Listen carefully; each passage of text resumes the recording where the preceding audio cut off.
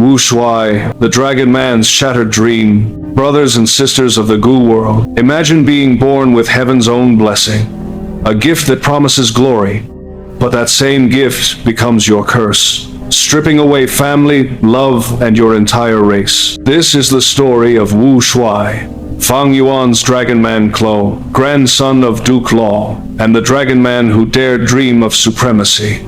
A tale not of victory, but of cosmic irony and revenge from beyond the grave. Today, we dive deep into his ideology, his painful past, and the brutal way he died. Reverend Insanity times lore, let's begin.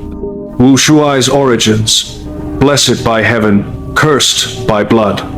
Wu Shuai wasn't just any dragon. He was born in an era when variant humans, snowmen, inkmen, rockmen, and dragon men scraped for survival under human dominance. Dragon men, hybrids of human and dragon blood, were strong but scattered, oppressed by Heavenly Court's iron fist. Wu Shuai entered the world with a miracle, heaven's blessing. This wasn't luck, it was fate's favor. Heaven's will, that unseen puppet master, showered him with opportunities. Gu worms refined effortlessly, cultivation paths unlocked like doors in a dream. He rose meteorically, becoming leader of the Dragon Man tribe while still young. His aptitude? Peak. His battle strength? Terrifying. Fans on Reddit call him the guy who could have been the first rank 9 dragon venerable. But ideology simmered beneath. Wu Shuai despised human supremacy. Humans, led by Heavenly Court, enforced balance, code for variant human subjugation. The way of heaven replenishes deficits, takes from surpluses. Variant humans were the surplus to call. Wu Shuai's core belief, racial revival through any means. He saw bloodline purity as weakness. He wanted a sect-like structure, open to all dragon men, unbound by clans. Blood wears thin once a clan dominates, he'd argue, echoing spectral soul demon venerable's philosophy. Visualize this. A young Wu Shuai, scales gleaming, standing atop a mountain, vowing, "I will lift my race to glory."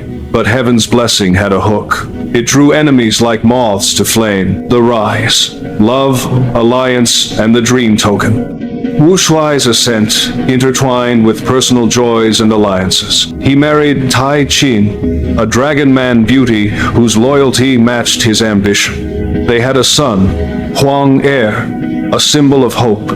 Wu Shuai also bonded with sworn brother Huang Jin, and his father became his staunchest supporter. Key alliance? The Gu tribe, non-humans helped by heaven's will against human overlords.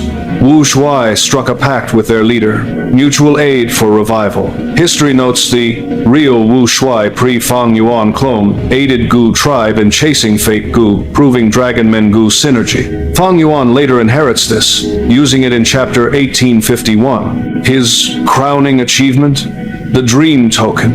In the Dream Realm arc, one of Time's Reverend Insanity's most gut-wrenching, Wu Shuai enters Wu Eyes, his alternate self, Dream. Here, ideology clashes with fate. The dream reveals, to counter Duke Long's hidden weapon, Tai Qin must die as sacrifice. Wu Shuai refuses. He defies heaven, seeking another path. Tai Qin learns the truth and chooses death willingly. From her sacrifice blooms the Dream Token, a structure of immense power. Wu Shuai gains everything. Immortal aperture, supreme authority. Dragon Palace emerges, his will crystallized. But victory tastes like ash. His heart was gone, dreams reduced to ash. Ideology here shines. Pragmatic sacrifice for the greater racial good. Wu Shuai justifies losses, family, love, as steps to Dragon Man eternity. Machiavellian to the core, like Fang Yuan, but driven by racial pride, not personal eternity. Betrayal by blood, Duke Long's genocide. Enter the villain, Duke Long, Wu Shuai's grandfather. Duke Long, Heavenly Court's strongest, believed in fate above all.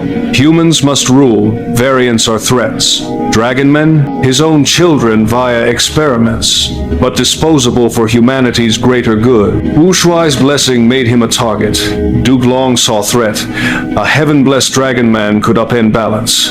He orchestrates genocide. Dragon men tribes wiped out, men, women, children. Wu Shuai fights back, but betrayal cuts deepest. Wang Jin, sworn brother, killed by Wu Shuai's own hands. For trust? No. Duke Long's manipulation forces fratricide. 3. Father, allowed to die protecting secrets. Tai Qin, already sacrificed, but her death haunts. Son Huang promised a bright future, then slaughtered. Duke Long's logic? Necessary for humanity, but irony. He created dragon men, then erased them.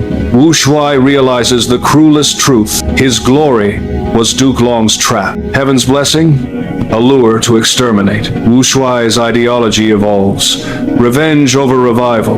Broken, he pours soul into Dragon Palace, a million-year trap for Heavenly Court. He preserves his spirit, forsaking identity, family. What future is there? You gave us not glory, but death. Ideology deep dive. Racial supremacy versus fate's chains. Wu Shuai's philosophy is time's reverend insanity, time's distill. No true good or evil. Selfless acts fester into ruin. He starts idealistic. Unite dragon men beyond blood. Create a sect, mirroring Tiandi's Heavenly Court vision. But experience hardens him. Core tenets. 1. Defy heaven's balance. Humans dominate. Stir conflicts. Ally with Gu tribe. Seize fate Gu. 2. Sacrifice is inevitable. Family dies for race. If Wu Shuai had lived quietly, ancestor wouldn't target. 7th young master notes, but quiet means extinction. 3. Legacy via tools. Dragon Palace embodies will, not personal power, but posthumous vengeance. 4. No blind loyalty. Blood thins, merit rules. He'd take disciples, share aperture, radical for tribal dragon men. Contrast Fang Yuan. Both pragmatic killers, but Wu Shuai's greater good is racial, not eternal life. Fans argue his arc is greater than Red Lotus for sheer tragedy. He could have been Dragon Venerable, but fate and Duke Long said no. In Gu terms, his path was Dragon Man's supremacy, fueled by strength, wisdom paths. Heaven's blessing amplified, but betrayal refined it into pure spite. The death, not end, but eternal curse. How did Wu Shuai die? Not cleanly. Post-genocide, spirit shattered, he seals himself in Dragon Palace. Fang Yuan's clone inherits it. The real Wu Shuai's arrangements live on. In Dream Realm, Wu Shuai confronts truth. Palace preserves him for revenge, but costs everything. Identity gone, family ghosts haunt. He dies willingly, becoming the palace's will. Duke Long falls later, but Wu Shuai's mark endures, a million-year grudge. Fang Yuan uses it masterfully. Alliance with Gu tribe, 3 regions interference. Wu Shuai's legacy aids the demon venerable. Ironic immortality. Number, legacy and lessons. Why Wu Shuai haunts us. Wu Shuai teaches, heaven's gifts are traps, ambition blinds, betrayal forges demons. His Dragon Palace? Fang Yuan's cheat code. For fans, he's tragedy incarnate. Better than Red Lotus per Reddit wars. Wu Shuai's story isn't over. It's in Fang Yuan's hands. What do you think, victim or fool? And don't forget to check out my Discord server and Instagram account. Drop below. Peace.